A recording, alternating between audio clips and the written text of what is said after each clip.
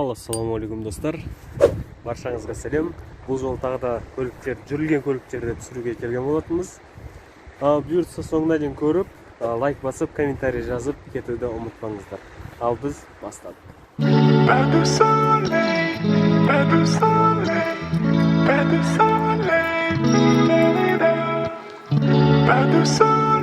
Түсірімізді бастайтын болсақ, Kia Picanto деген көлік сатылып жатыр екен. 2013 жылға 144 000 километр жүрген, қозғалтқыштың көлемі 1.3 автомат, хэтчбек, бағасы 3 890 000 теңге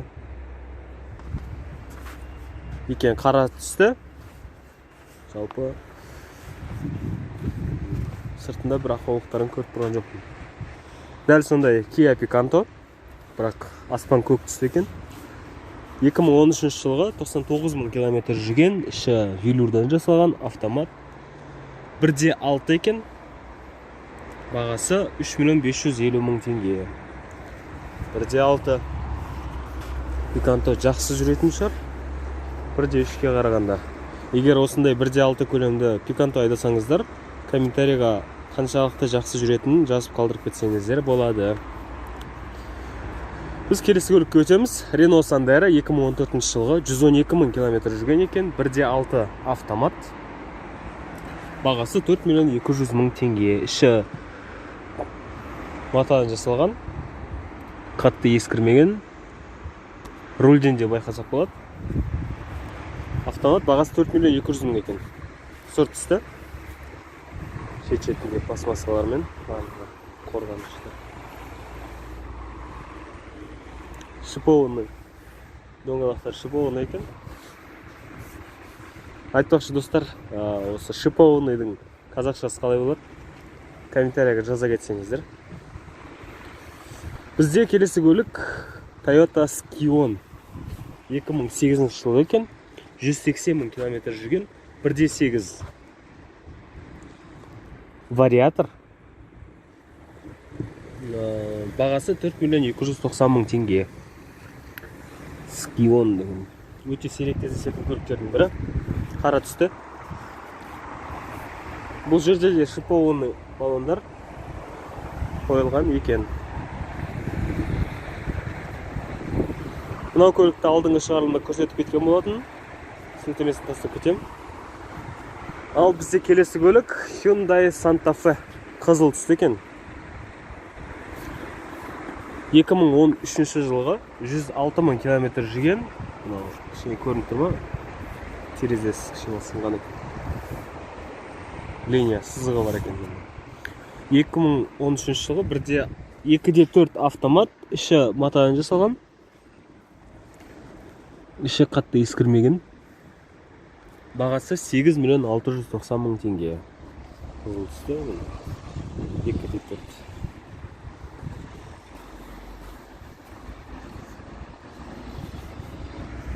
Kia Sorento 2013 жылға 2.4 автомат, 103 000 километр жүрген, бағасы 8 390 000 теңге. Іші матадан жасалған.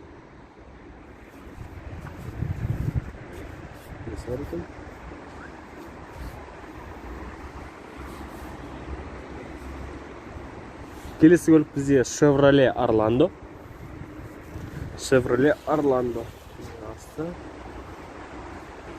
2012 жылғы 139 000 километр жүрген, 1.8 автомат, іші ақшыл матадан жасалған екен.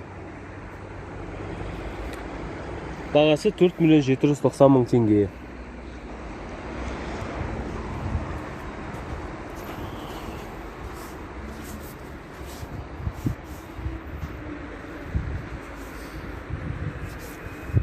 Volkswagen Polo 2015 жылғы 128 000 километр жүрген, 1.6 автомат, бағасы 4 690 000 теңге. Қара түсті, протекторлар бар екен.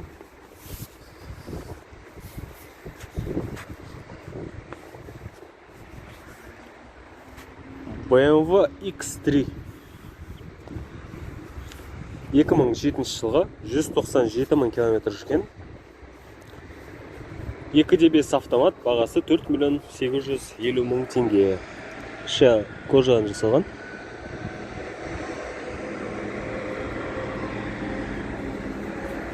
Үстінде рейлингтары бар.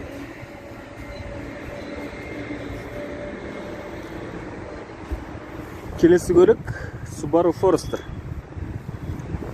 Ақ түсті. Белый жемчуг, қателеспесем түсі.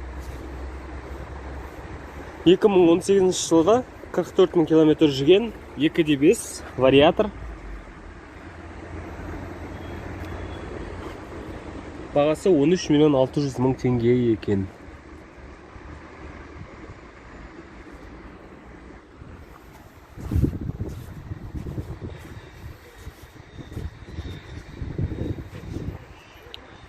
Nissan Qashqai 2013 жылға 109 000 километр жүрген, ақ түсті. 2.0 автомат. Бағасы 5.490.000 теңге. Іші матадан жасалған, қатты ескірмеген. Жалпы сыртынан ешқандай ақау көріп тұрған жоқпын. Балондары шипованный. Тағы да Volkswagen Polo 2016 жылға 38 000 километр жүрген екен. Қателеспесем, ешқандай жері орылмаған, ешқандай жері сырылмаған, боялмаған, сырланбаған. 1.6 автомат екен.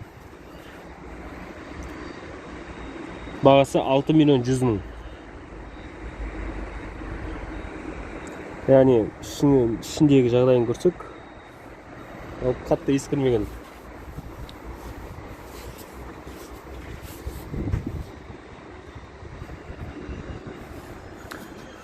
Toyota Camry 50. Toyota Camry 50. 2012 жылға 195 000 километр жүрген, 2.5 автомат. Іші кожадан жасалған. Бағасы 8.790.000 теңге.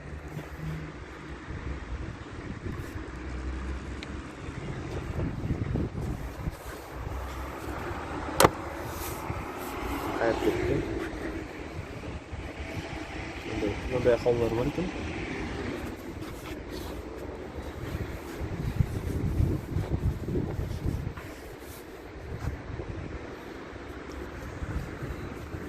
Kia Optima 2012 жылға 120 000 километр жүрген, 2.0 автомат.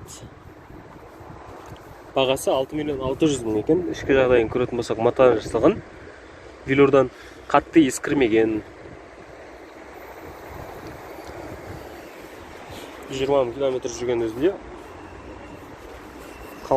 жақсы қалпында сақталған екен. Мынау көлікті де алдын көрсеткен болатын, Samsung деген. Біз келесі көлікке өтеміз. Nissan Almera 2014 жылғы 77 000 километр жүрген, 1.6 автомат. Бағасы 4.200.000 теңге екен. Ішіне қарайтын болсақ, іші матадан жасалған, кішкене көліктің айдалған екені көрініп тұр. Идеальный түрде сақталмаған.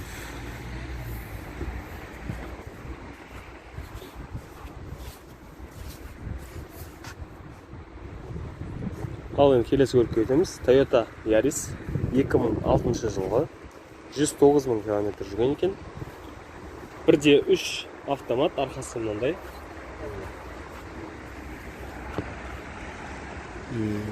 Бағасы 3.990.000 теңге. Мынандай орындықтарды бірінші рет көріп тұрмын. Ана ортасындағы сызық не?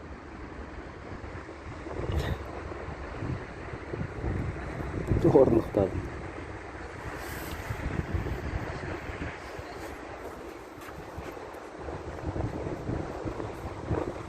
Мындай наклейканы көрмегенмен біраз болған еді.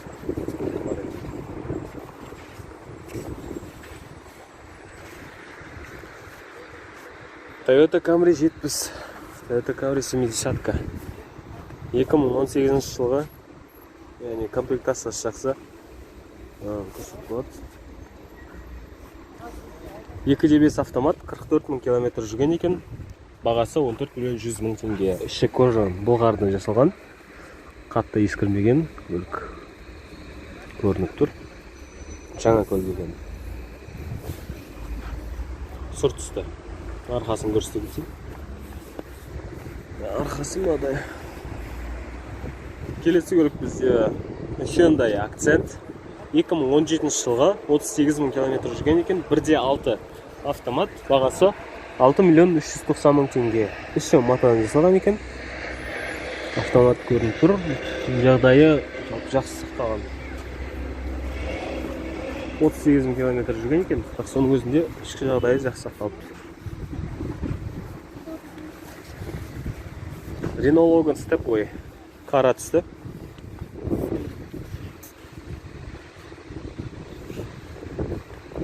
Екі 2020 жылғы екен. Бар болған 16 000 км жүрген.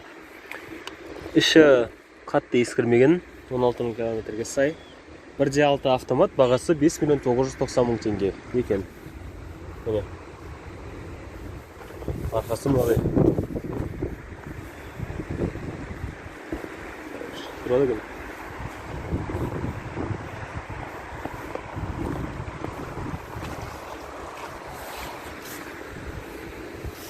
Renault Logan Stepway деген машина екен. Кәдімгі Renault-ға қарағанда сәл биігірек. Келесі көлік бізде Hyundai Accent. Hyundai. Ол Россияда жасалған Hyundai Solaris деп жазып қойыпты. 2011 жылға 131 000 км жүрген. 1.6 механика. Бағасы 3 850 000 теңге.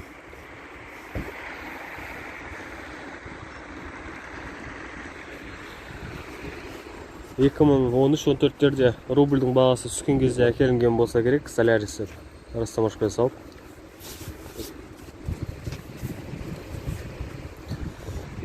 Келесі көлік бізде Volkswagen Polo.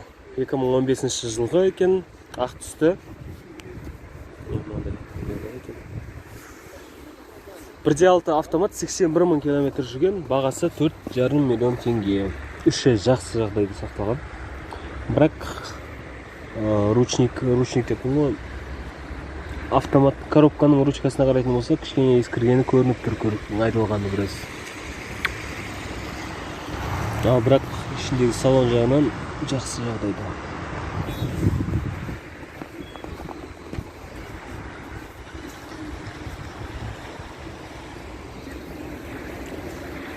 Келесі көлік бізде Mitsubishi ASX 2013 жылға қара түсті. Сырылған жерлері бар екен. 97 000 км жүрген, 1.8 вариатор. Іші кішкене ескірген, тозған. Бағасы 5 890 000 теңге. Мына көлікті алып кетіп жатыр. Келесі көлік бізде Renault Duster. 2015 жылға аспан көк түсті. Түсі әдемі екен, ерекше. 2.0 автомат. Бағасы 4 790 000 теңге. Ішін назарға аударатын болсақ, іші матадан жасалған. Жақсы жағдайда сақталған. Tiptronic.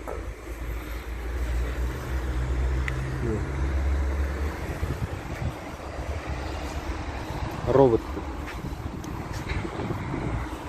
Ал бізде тағы да бір Renault Duster. Бұл да 2015 жылға. Титановый диск. Титановый диск. 129 000 км жүрген, 1.6 механика. Бағасы 4 200 000 теңге.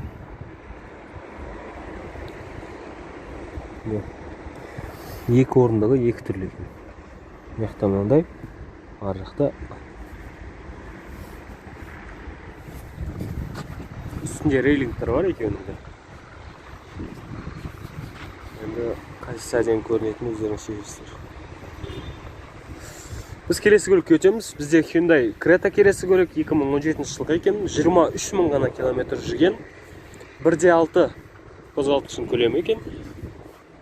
Автомат. Tiptronic.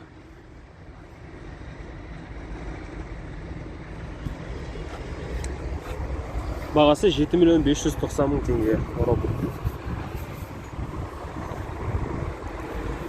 Sanyang New Action. Осы көлікті мен алдыңғы шығарылымда көрсеткем. Мына жақта үстінде осы сілтемені қалдырып кеткем жаңа. Сол жерге кіріп көрсеңіздер болады. Бұл көлік бізде Nissan Qashqai 2016 жылға 78 000 км жүрген екен. Қозғалтқышының көлемі 2.0 автомат, бағасы 8 450 000 теңге. Іші матадан жасалған, қатты ескірмеген.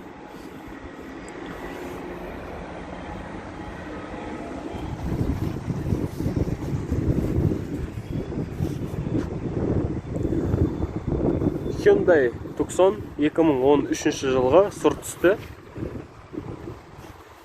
150 000 км жүрген 2.0 автомат. Бағасы 6 690 000 теңге екен. Іші мындай ерекше түстен жасалған. Кожадан. Көрсеңіздер болады, кішкене көлік айдалған екені көрініп тұр.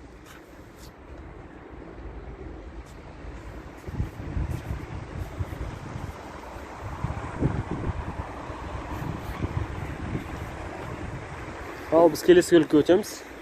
Келесі көлік бізде Hyundai Tucson болды, бірақ жаңасы. 2018 жылғы 27 000 км жүрген, қозғалтқышының көлемі 2.0 автомат, іші былғарыдан жасалған, жақсы жағдайда сақталған. Бағасы 12 миллион теңге. Қымбаттау сияқты 12 миллион теңге.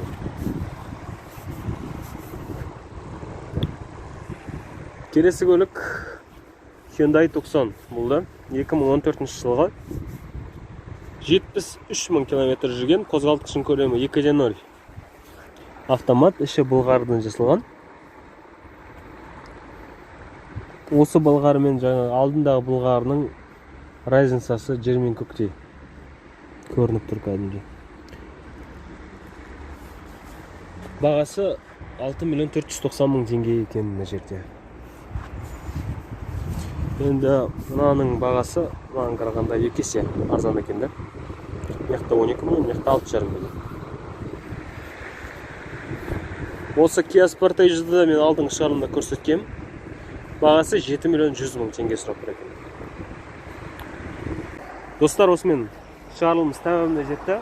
Лайк басып, комментарий жазып, достарыңызбен бөлісуді ұмытпаңыздар. Сіздерге не әшейін бір кнопканы бассаңыздар, біз үшін қандай үлкен мотивация. Сондықтан бір-біріңізге қолдау көрсетіп, аман, сау болыңыздар.